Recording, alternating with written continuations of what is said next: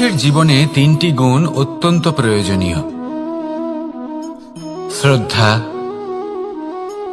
বিনম্রতা, যোগ্যতা। যদি জ্ঞান লাভ করতে চান তাহলে শ্রদ্ধার প্রয়োজন, যদি মান লাভ করতে চান তাহলে স্বভাবে বিনম্র হওয়া প্রয়োজন, আর যদি মনোবাঞ্ছিত স্থান লাভ করতে চান তাহলে যোগ্যতার প্রয়োজন। বিষয়টা সহজ। শ্রদ্ধা আপনাকে জ্ঞান দেবে, নম্রতা আপনাকে মান, আর যোগ্যতা উচিত স্থান দেবে। কিন্তু যদি আপনি এই তিনটি গুণ সম্মিলিত করেন তাহলে এমন কিছু লাভ করবেন যা এই সব কিছুর থেকে অনেক ঊর্ধ্বে: সম্মান। আর এ হলো সেই সম্মান যা প্রত্যেক মানুষের নিজের জীবনে লাভ করতে চেষ্টা করা উচিত, কারণ এই হলো সেই সম্মান যার কারণে আপনি চলে যাওয়ার পরেও এই সংসার আপনাকে ভালোবাসবে আর মনে রাখবে। আসুন আমার সাথে ভালোবেসে বলুন, রাধা রাধা।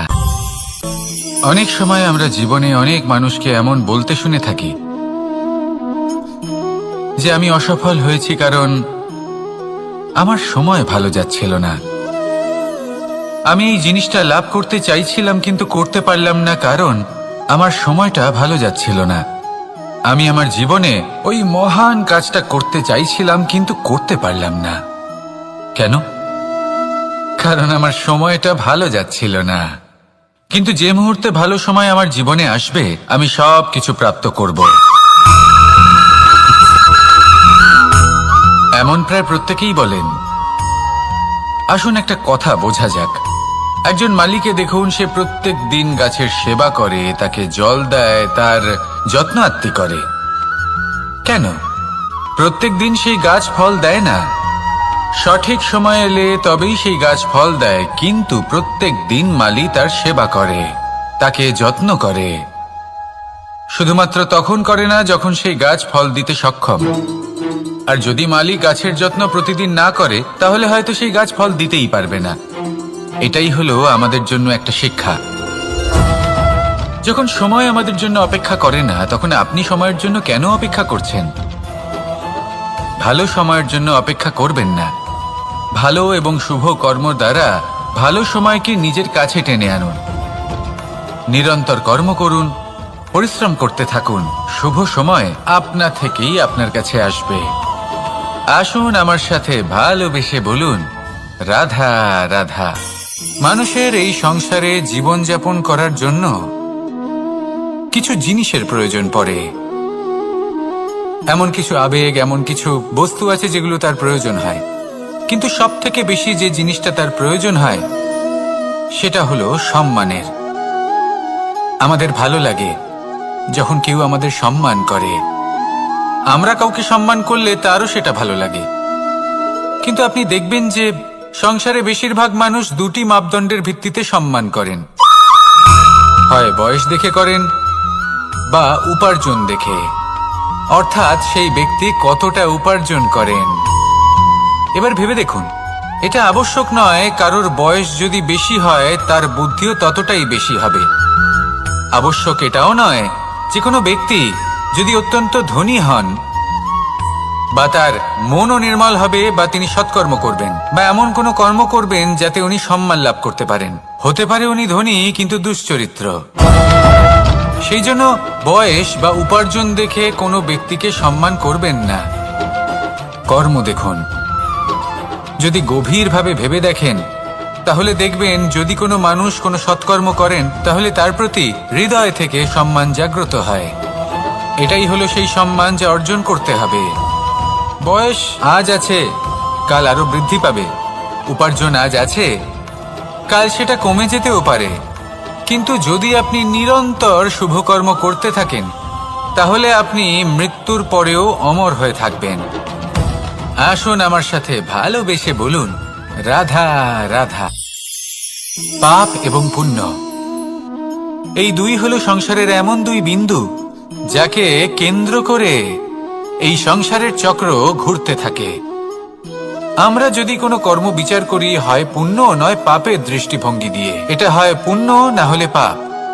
কিন্তু এই পাপ এবং পুণ্য এই দুই নির্ভর করে প্রত্যেক মানুষের ওপর, তার চিন্তাধারা, তার পরিস্থিতির ওপর। ধরুন এমন একজন মানুষ যিনি অনেক দিন ধরে বনে পথ হারিয়েছেন, অনেক দিন হয়তো উনি কোনো খাবার খাননি। এবার এমন পরিস্থিতি চলে এসছে যে এবার যদি উনি খাবার না খান তাহলে হয়তো জীবিতই থাকবেন না। আর এমন অবস্থায় ওনার সামনে যদি কোনো প্রাণী আসে তাহলে তাকে শিকার করা এটা কিন্তু তার কাছে পাপ নয়, এটা তো জীবিত থাকার একমাত্র উপায়। এটা তার কাছে পুণ্যসম।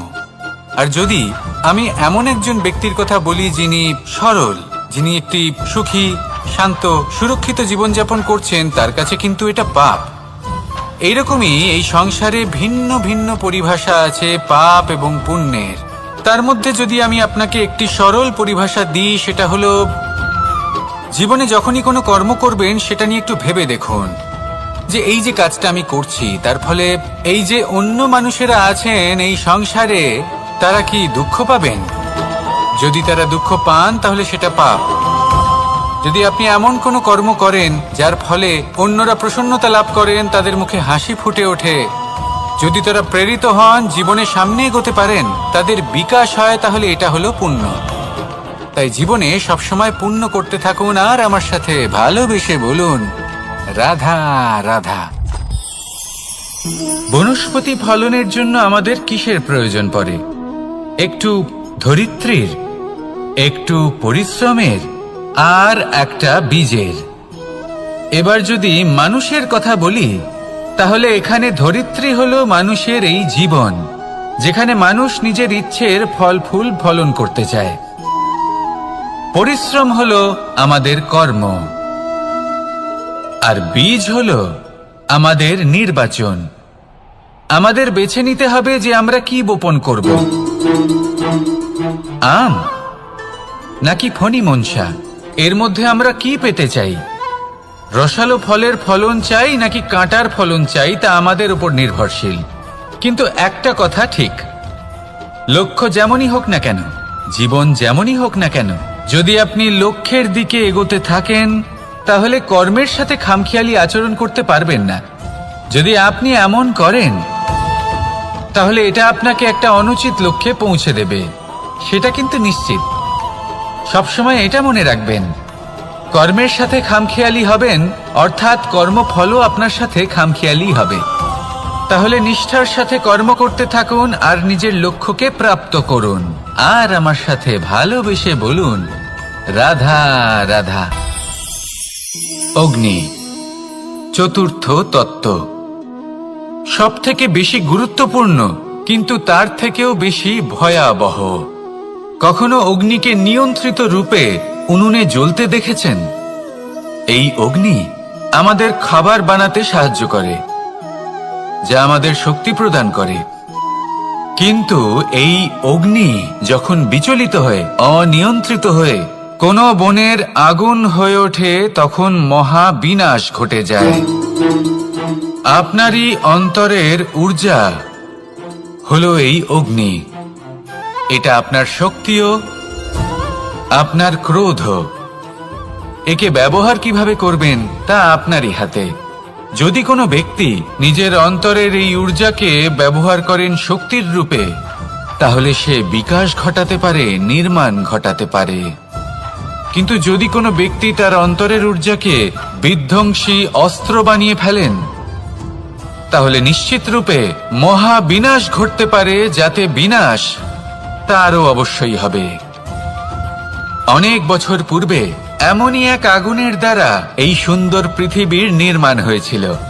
আর অনেক বছর পূর্বে এমন এক আগুনেই সমস্ত জীব এবং সংসার বিলুপ্ত হয়ে গেছিল। এবার আপনি আপনার অন্তরের ঊর্জা দ্বারা বিনাশ ঘটাতে চান নাকি নির্মাণ ঘটাতে চান, সেই সিদ্ধান্ত আপনারই।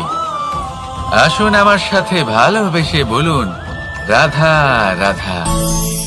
কখনো কখনো এমন হয় আমরা আমাদের বাড়ির উঠোনে বীজ বপন করি, আর তা বিকশিত হয় একটা সুন্দর বৃক্ষে। তার শাখাগুলি প্রতিবেশীর বাড়ি পর্যন্ত পৌঁছয়। ফলের বর্ষণ প্রতিবেশীর বাড়িতেও হয়ে থাকে। আর আমরা ভাবি গাছ আমরা উৎপন্ন করব আর ফল খাবেন আপনারা। এই কেমন কথা হলো? আপনাকে এই কথা বুঝতে হবে যে এসব হলো ভৌতিক বস্তু, সাংসারিক বস্তু। কখনো নিজের বাড়ির বাগানে ভালোবাসার গাছ বপন করে দেখুন। তার শাখাও প্রতিবেশীর বাড়ি পর্যন্ত পৌঁছবে, ফলের বর্ষণ সেখানেও হবে, কিন্তু সেই ফল চাইতে আপনাকে যেতে হবে না। সেই ফল দ্বিগুণ মাত্রায় আবার আপনার কাছেই ফিরে আসবে। তাই নিজের বাড়িতে আর নিজের মনে ভালোবাসার গাছ উৎপন্ন করুন। এই জীবন প্রসন্ন হয়ে বলবে, রাধা রাধা। অ দিয়ে অন্ত, আ দিয়ে আরম্ভ, এই দুইয়েরই রাশি সমান। যদি আপনি মন দিয়ে দেখেন তবে দেখবেন এদের সম্পর্ক খুবই নিবিড়। কিভাবে? যখন কোনো কিছু শুরু হয় এটা নিশ্চিত হয়ে যায় যে তা সমাপ্তও হবে। আরম্ভই যদি না হয় তা সমাপ্তও হবে না। যা আরম্ভ হয়েছে তার সমাপ্তি হলো অবশ্যম্ভাবী। এটাই হলো প্রকৃতির নিয়ম, একে এড়ানো যায় না। এবার এই কথা আমরা সকলে জানি। এবার মানুষ কি ভাবে যে সমাপ্তির পরে কি হতে পারে, এর উত্তর তাদের কাছে নেই। তাদের উচিত অন্য কোনো বিষয় ভাবা যা বেশি গুরুত্বপূর্ণ।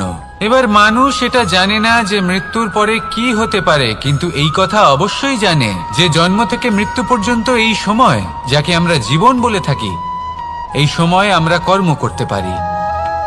এই কথা তো আমরা জানি।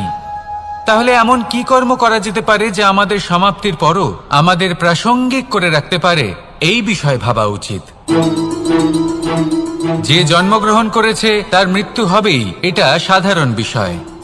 কিন্তু ইতিহাস আজও সেই সকল মানুষজনকে স্মরণ করেন যাদের এই সংসার তাদের মৃত্যু নয়, বরং তাদের জীবনকালে যে কর্ম